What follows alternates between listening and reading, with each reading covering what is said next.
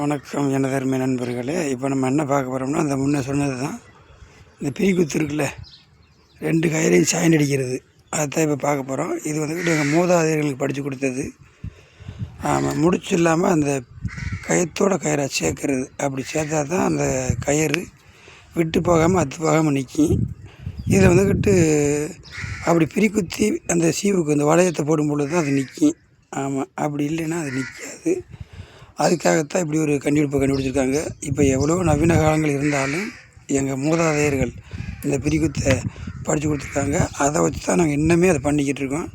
அதுதான் இப்போ பண்ணுறாங்க. அங்கிட்ட எங்கள் மாப்பிள்ளை, அங்கிட்ட என் தம்பி சகோதரர், அவங்க 2 பேரும் சேர்ந்து தான் அந்த பிரிக்குத்து குத்துறாங்க. அதை தான் நம்ம பார்க்க போகிறோம். இது பார்க்குறவங்களுக்கு கொஞ்சம் யூஸ்ஃபுல்லாக இருக்கும். ஆனால் இந்த நவீன காலத்தில் இதை செய்கிறாங்கன்னு நினைக்கக்கூடாது. இது பாரம்பரியமாக எங்கள் மீனவர்களுக்கு உண்டான அடையாளம். ஏன்னா எங்கள் மூதாதையர்கள் இப்படி தான் செஞ்சாங்க. அதைத்தான் நாங்களும் செஞ்சுக்கிட்டு இருக்கோம். அது இந்த காலத்துலேயும் இந்த பீல்ட்லேயும் அது நிற்கிதுன்னா அது எவ்வளோ தொழில்நுட்பம் பார்த்துக்கிறங்க. அந்த பாருங்கள், அந்த அடியார் விடுங்க, அந்த வளையத்தை தான் அதுக்குள்ளே போட போகிறாரு. அதை போட்டு தான் அந்த பிரி குத்திக்கிட்டு இருக்காரு. அதை பாருங்கள்.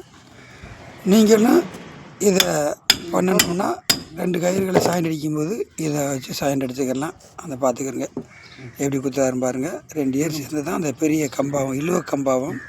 இந்த கயிறு சுமார் 24 mm. இந்த கயிற்றை 2ஐயும் சாய்ந்து அடிக்கிறாங்க.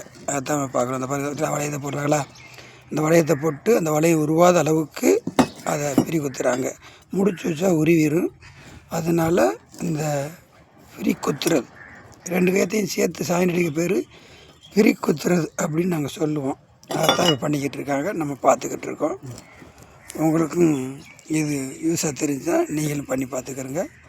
இந்த நவீன காலத்துலேயும் எத்தனையோ 100 இடங்களை கலந்து இந்த பிரிக்குத்து தான் எங்கள் மீனவர்களுக்கு ஒரு ஆதாரமாக இருக்குது. அதை வச்சு தான் இப்போ நாங்கள் மடி, வலை, மற்ற நங்கூரம் இதுகளுக்கு இந்த மாதிரி முறைகளை தான் பயன்படுத்துகிறோம். ஆமாம், அதுதான் பண்ணிக்கிட்டு இருக்காங்க. பாருங்கள்.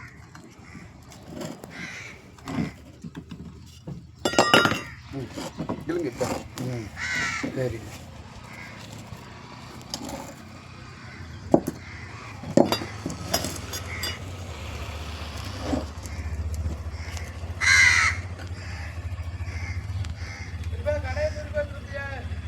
இந்த வரேன்.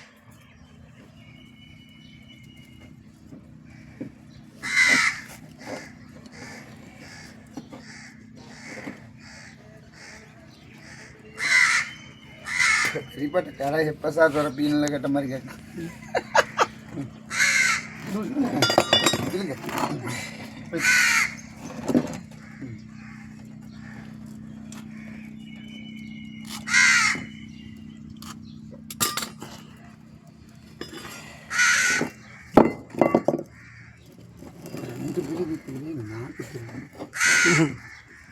ரொம்ப கஷ்டமான வேலையில் அது உன் பழத்தையும் பயன்படுத்தணும். மாப்பிள்ள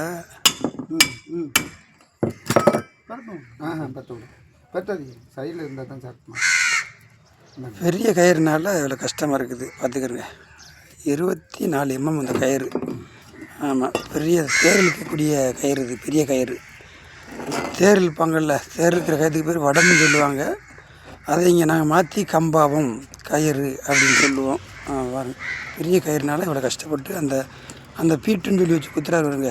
அப்படி குத்துனா தான் அந்த பிரியை உடச்சி அந்த கயத்தை உள்ளே சொல்ல முடியும். மொத்தத்துக்கு இது ரொம்ப பழுவான வேலை, ரொம்ப கஷ்டமான வேலை தான். பார்க்குறதுக்கு சாதாரணமாக தெரியும். 2 ஏர் பார்க்காங்க பாருங்க, 2 ஏர் பழங்கொண்டு இழுத்து இது பண்ணுறாங்க. ஆமாம், அப்பேற்பட்ட கடினமான வேலை தான். பார்க்குறதுக்கு சாதாரணமாக தெரியும். ஆமாம், இப்போ கடல் மேலே நங்கூர் அத்தாவோ உள்ள கம்பாவம், அதாவது மடியில் திரும்ப அத்தாவோ இப்படி தான் சாய்ந்து அடிப்பாங்க.